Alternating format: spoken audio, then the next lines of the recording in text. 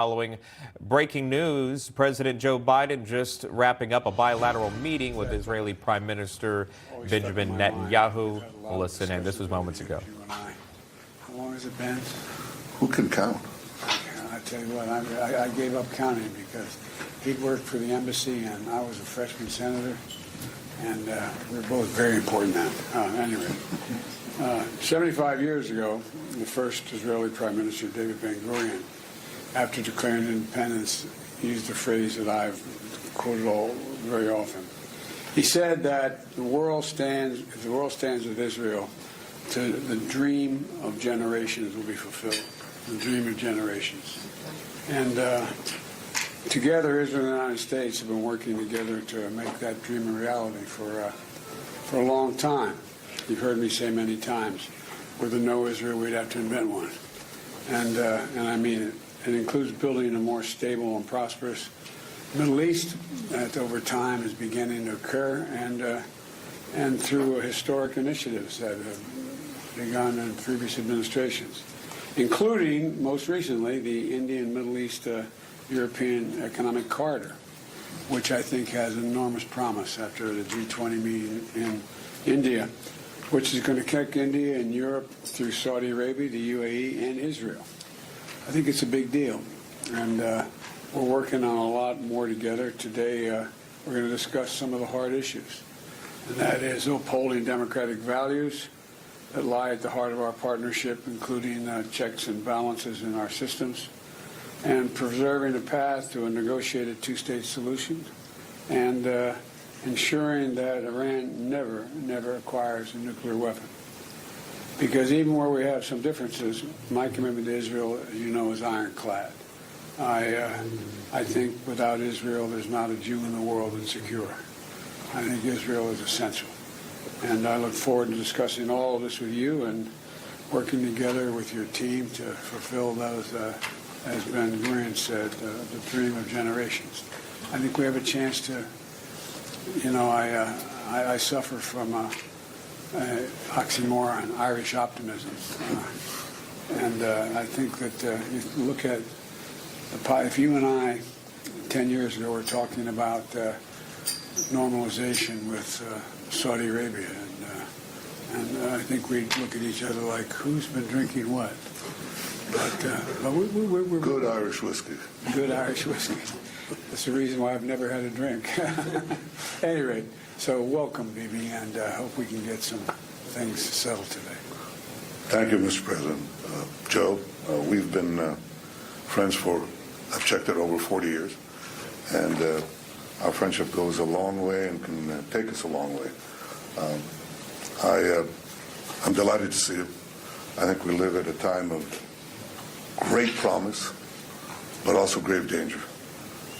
You just spoke about that great promise in the G20 meeting that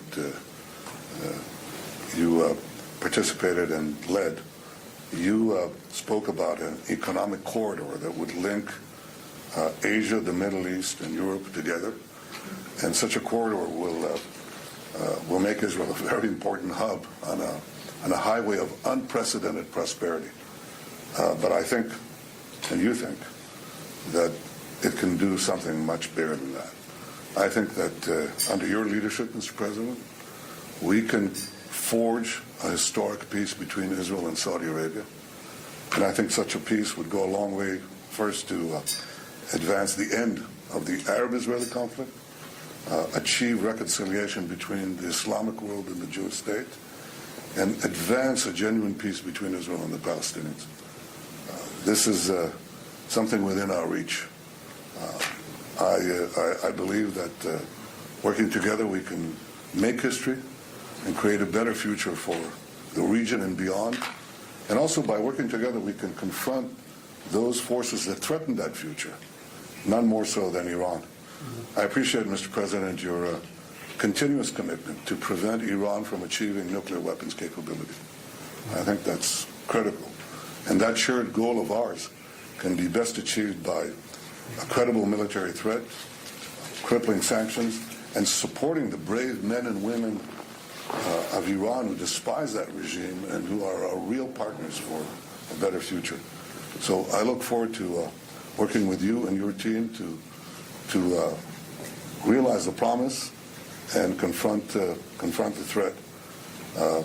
As I said, we live in, and you said, we live in uncertain times, rapidly changing. All right, you're listening in there live from the President of the United States and the Prime Minister of Israel. They are meeting in New York City at the General Assembly, sharing a series of pleasantries towards one another, commenting on a decades-long friendship that the two gentlemen share.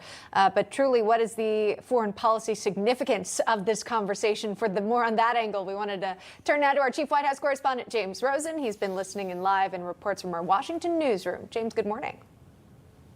Emma and Sean, good morning to you. Remarkable finally to see President Biden seated with the Israeli Prime Minister Benjamin Netanyahu. This was a meeting that was long in coming and not entirely satisfactory to the Israelis, for the simple reason that it took place on the sidelines of the UN General Assembly in New York and not, as would be traditional for a newly elected Israeli Prime Minister, on the grounds of the White House. So a formal White House invitation still awaits Prime Minister Netanyahu.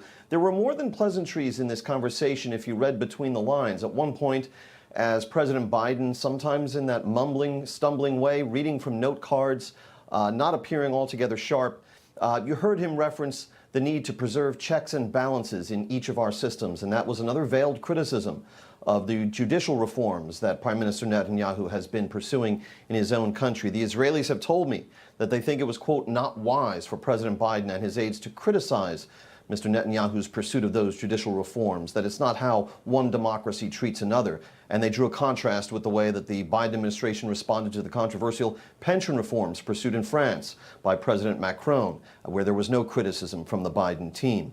You also heard Prime Minister Netanyahu, for his part, mention that he thinks this pursuit of a normalization between Israel and Saudi Arabia that the U.S. and the Biden administration is actively trying to broker would be one that Netanyahu said would go a long way toward ending the Arab-Israeli conflict, and he said that it would place the region on a path potentially to resolve the Israeli-Palestinian conflict. That is a sign right there in that meeting with President Biden from Mr. Netanyahu that he does not see that this grand strategy of diplomacy between the U.S., the Saudis, and the Israelis will provide for a two-state solution. That's still something off in the distance that would come, according to Mr. Netanyahu's vision, which we just heard him express, well after the normalization of relations between Israel and the Saudis and the rest of the Arab world. Emma and Sean. Chief White House correspondent James Rosen breaking that down again, that bilateral meeting between Biden and Netanyahu. James, thank you.